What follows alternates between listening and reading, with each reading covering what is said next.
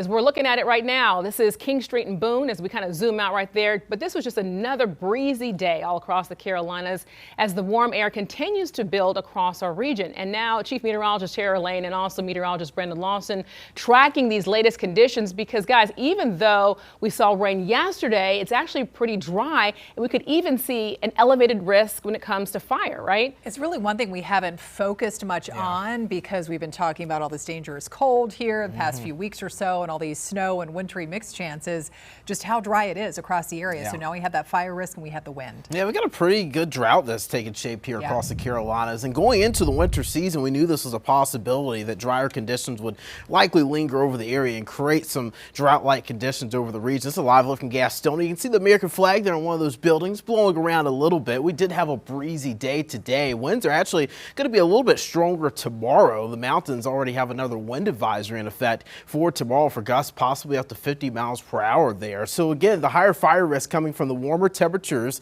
also the windy conditions combined with low relative humidity, and those are the ingredients you need for fire risk, and that's what we're going to be seeing through the day tomorrow. So that's something we'll be tracking for sure. So here's a look at the fire danger threat here. Today it was only around a medium, but tomorrow that threat goes to that medium to high level. So the fire risk is going to be in that medium to high level for tomorrow. Stronger wind gusts, some drier air, and that's going to be that combination for fires to readily burn. Thursday and Friday, though, notice the risk goes down. Thursday, the risk for fires goes down because the wind is going to be lower. Friday, the risk goes down because we're actually going to have more rain chances as we end out the work week. So here's a look at the rainfall totals from yesterday. You're probably like, Brandon, we saw rain yesterday. Didn't that help us out? Well, Monroe and Rock Hill, you saw about a half an inch south of Charlotte, but Charlotte only saw a 1/10 of an inch of rainfall. Concord, you only saw a 100th of an inch. As you got further north up towards I-40 at Hickory, only a trace of rain, meaning that it rained, but it didn't lead to any measurable amount of rainfall. So we're still in this pretty good deficit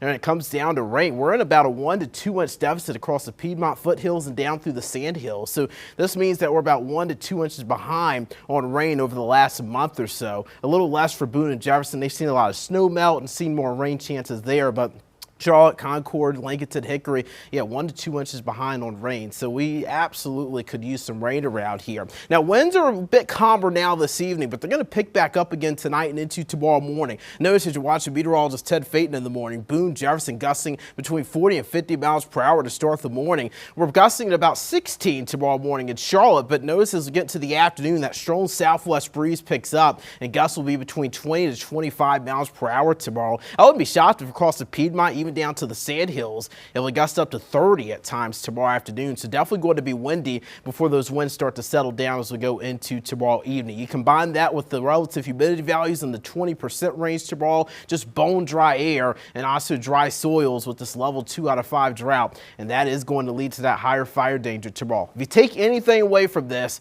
you just don't want to open burn tomorrow. As a matter of fact, I would hold off on any open burning until Friday if you can, just to allow for the fire danger to come down a little bit across the area. But I tell you what, it has definitely been a warm pattern, Tara. We were just talking about it last Tuesday. Temperatures couldn't get out of the 20s, and this Tuesday we get 60 degrees.